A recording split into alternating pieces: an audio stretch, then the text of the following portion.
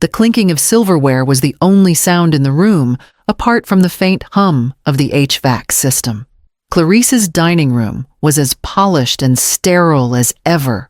White marble countertops, glass pendants, and framed architectural prints of places she'd never visited. I sat at the far end of the long walnut table, an extra setting added at the last minute, like an afterthought. Dexter had spent the meal talking mostly to himself. Updates about his new downtown project, a potential investor flying in from Seattle, complaints about construction delays. Clarice murmured, her support eyes focused on her wine glass more than on either of us. I barely touched the roasted duck on my plate. Everything tasted like air. It had been only 7 days since Lucan's funeral. 7 days since I'd lowered the lid on 42 years of shared life. And now I was here, seated like a guest at my own daughter's table. "Now that your husband is dead," Dexter said suddenly, his voice sharp enough to cut through crystal grieve, "pack your bags and never come back." The room stilled. Clarice did not react. She didn't look up. She just took another sip of wine, as though her husband hadn't just tossed her mother out like spoiled leftovers. I blinked once. My fingers tightened slightly around the cloth napkin on my lap. I didn't ask him to repeat it. I didn't ask Clarice if she agreed. I simply folded my napkin, placed it on the table, and rose from the chair without a word. I walked to the foyer, retrieved my coat from the hook, and stepped into the cold Savannah night. I didn't cry. Not yet. Back at the motel, the sheets smelled like bleach and lemons, too clean to be comforting. I sat on the edge of the bed for a long while, then opened my purse. I reached past the tissues and pill box until my fingers brushed the smooth edge of a faded manila folder, the one Lucan had given me 2 years ago, labeled in his neat hand, "Hold, if alone." I laid the folder on the bed, smoothing its creased spine with both hands. My name wasn't on it, but I knew it was meant for me. Lucan had handed it to me quietly one afternoon, 2 springs ago, just after he'd come back from a checkup that turned into a diagnosis. "If anything happens," he'd said, looking down at his mug of tea, "instead of at me, just sign what's marked. And trust the rest." I hadn't opened it then. I was too afraid of what it might mean. But tonight, with my daughter silent and my son-in-law triumphant, I had no one left to protect. Inside were 2 neatly clipped stacks of paper and a flash drive labeled in Lucan's tidy print. The first document was a revised property deed. Our home, the Whitmore house, had been placed in a trust. My name was listed as the sole controlling trustee. The second was a short letter. "Cal," it began, "if you're reading this, I'm not beside you, but I am still with you. I've arranged things to make sure you're never forced to rely on anyone who doesn't see your worth. You won't need their permission. You never did." I held the letter to my chest for a long time. Then I reread every word twice.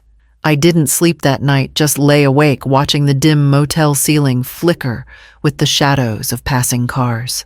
By morning, I had a plan. I stopped by the county records office after breakfast. The woman behind the counter, Patrice, wore coral lipstick and a kind expression. When I handed her the trust paperwork, she scanned it and gave a low whistle.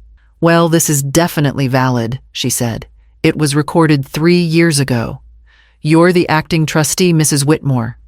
That means no one can sell or refinance without your explicit consent." She slid the file back across the counter and smiled gently. "Looks like you're still the owner of record."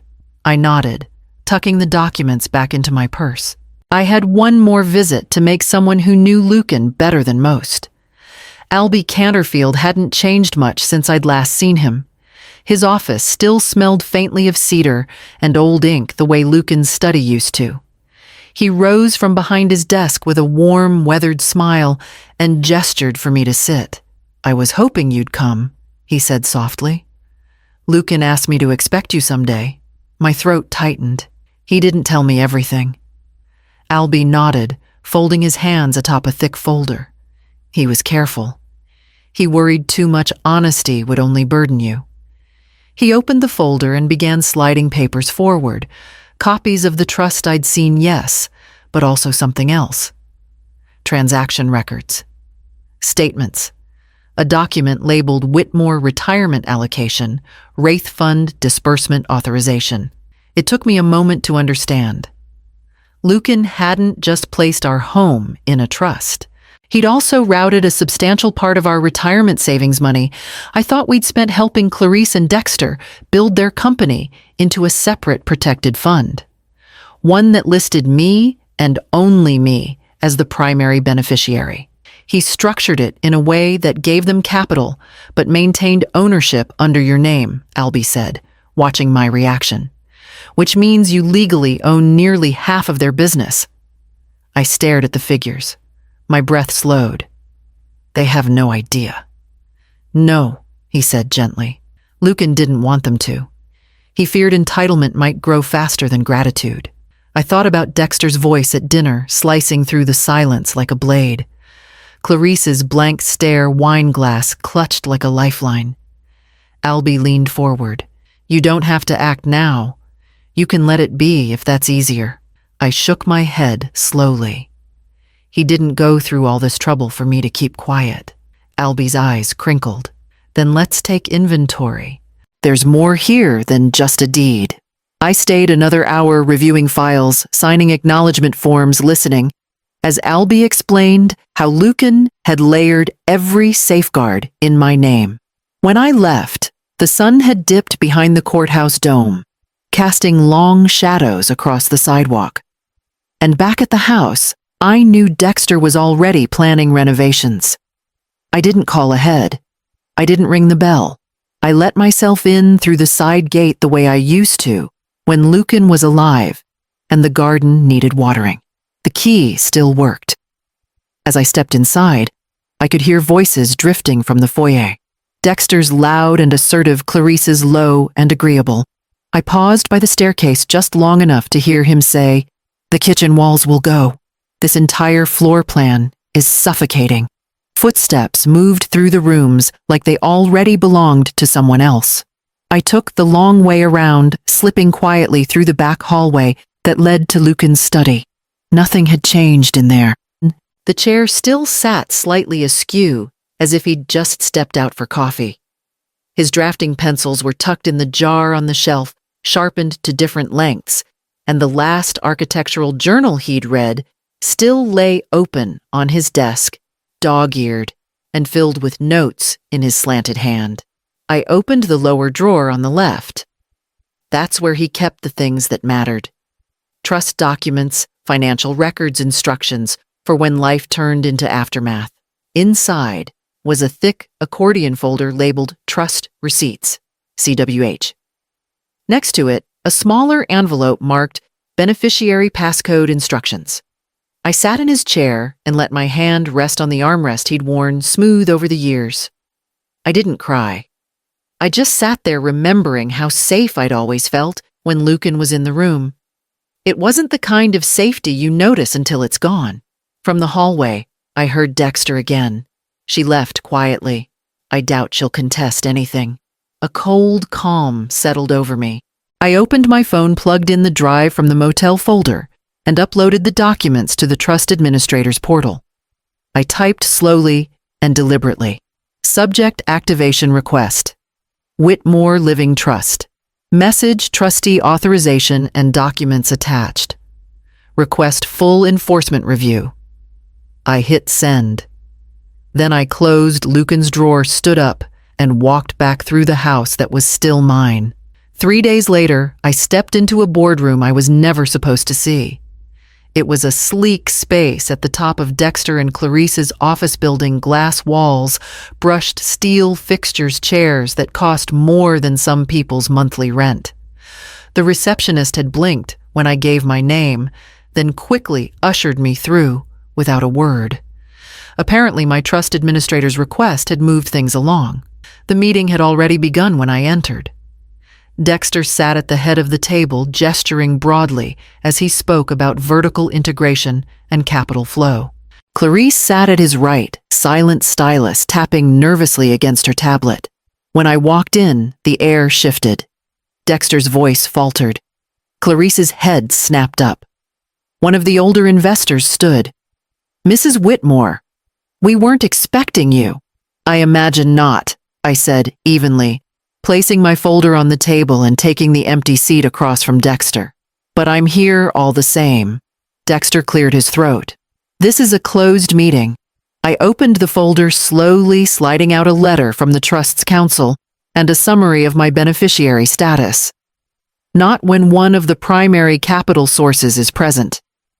According to the documents you both signed, nearly half of this company was funded through assets protected under the Whitmore Trust. I am that trust's sole beneficiary." Silence.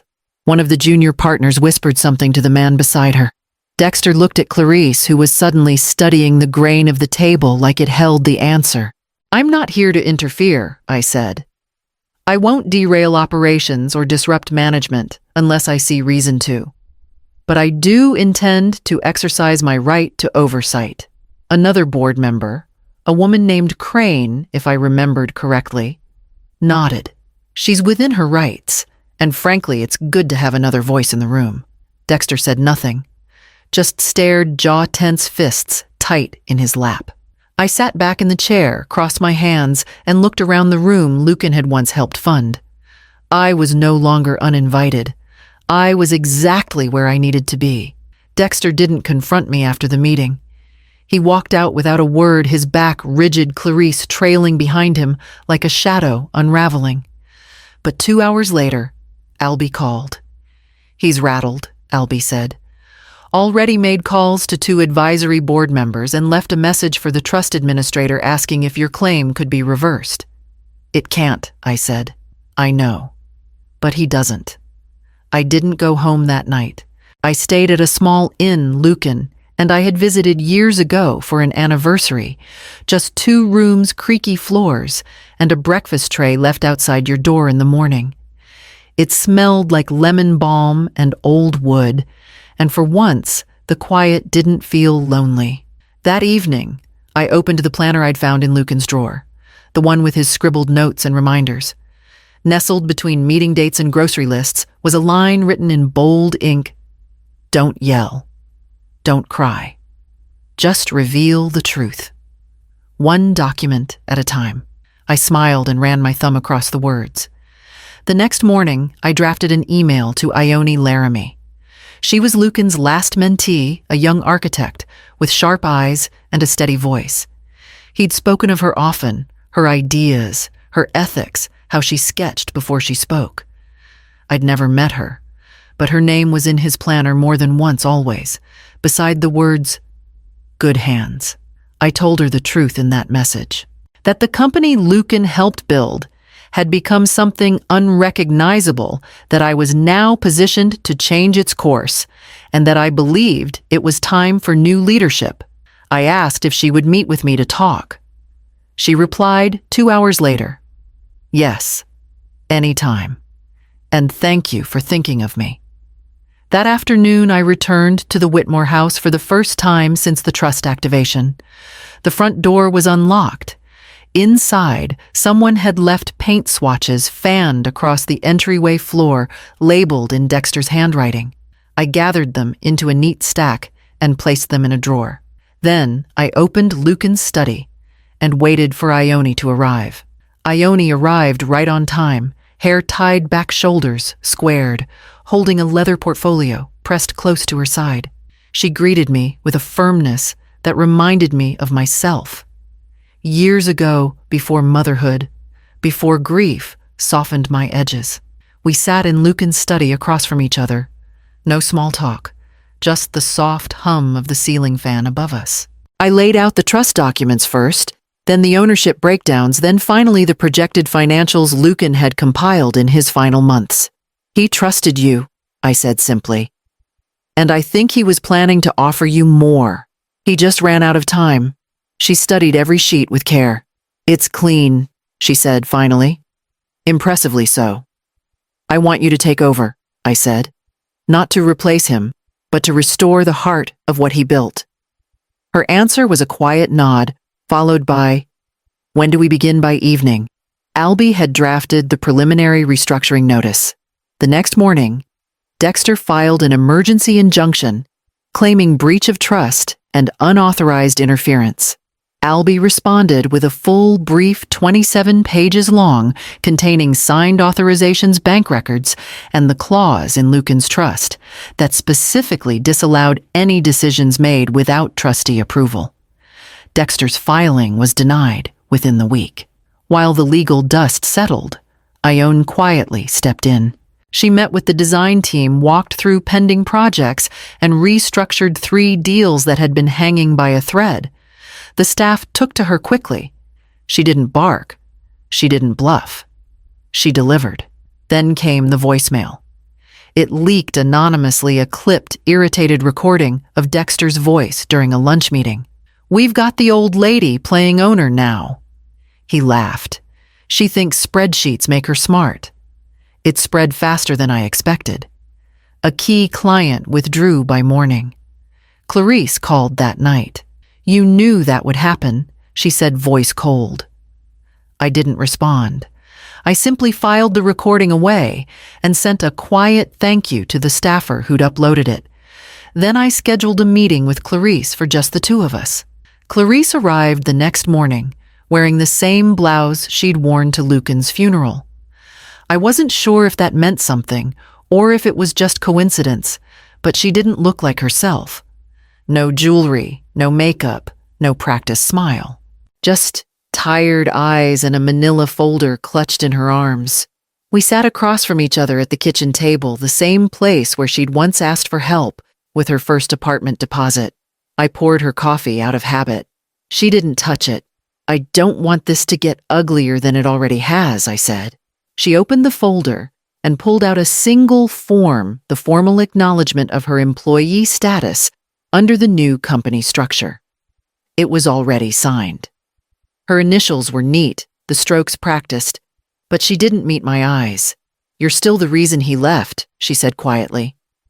"No," I replied. "I'm the reason he had to protect me." We sat in silence for a moment.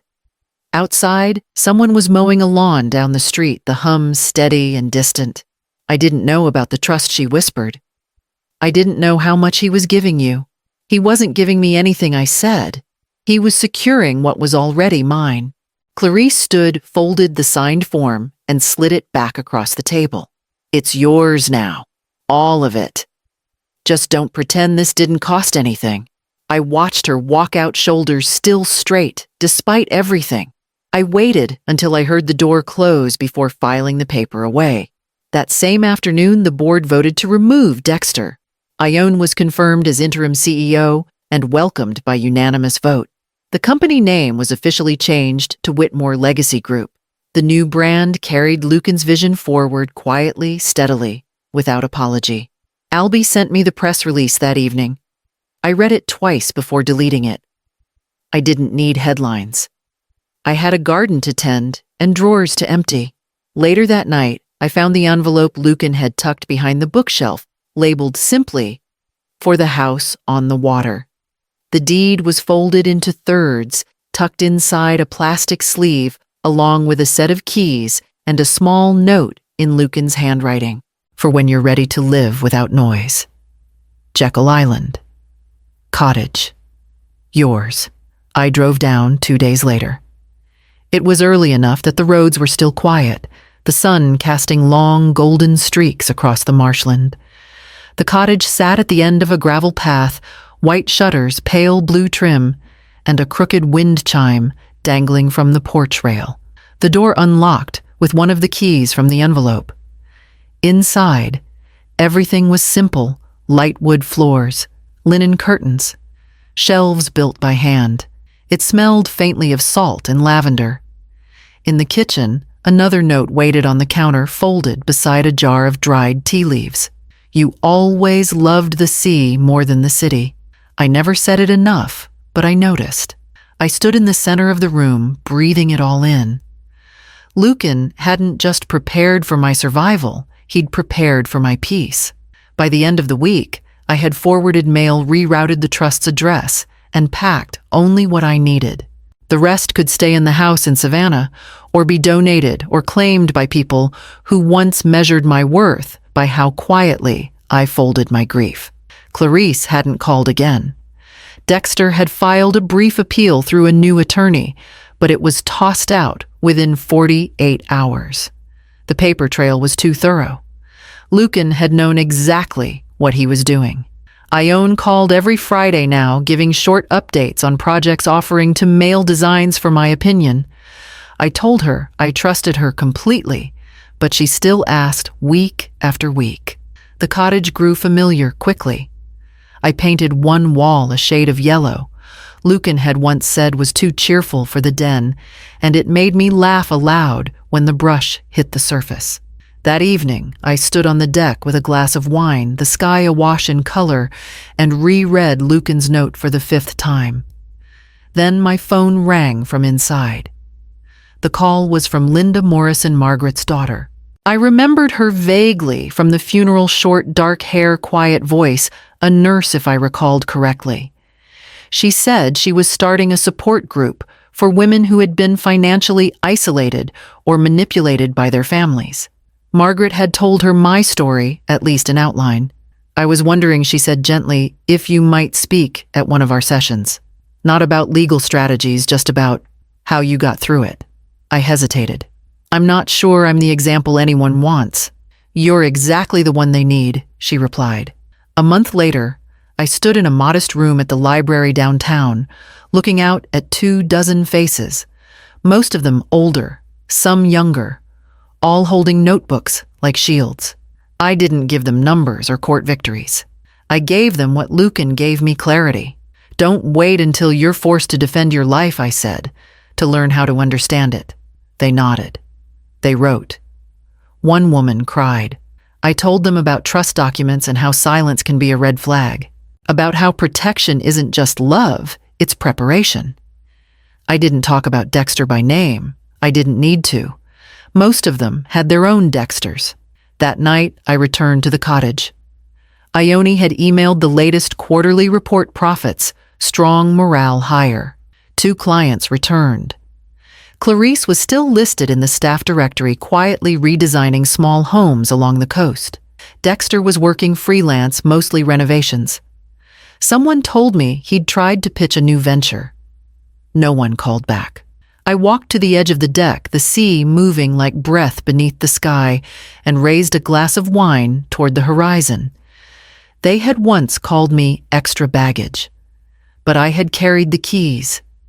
I had carried the contracts. I had carried the weight of the name Whitmore until it was time to hand it to someone worthy. And I had kept my promise to myself and to the man who knew I'd need it most when he was gone.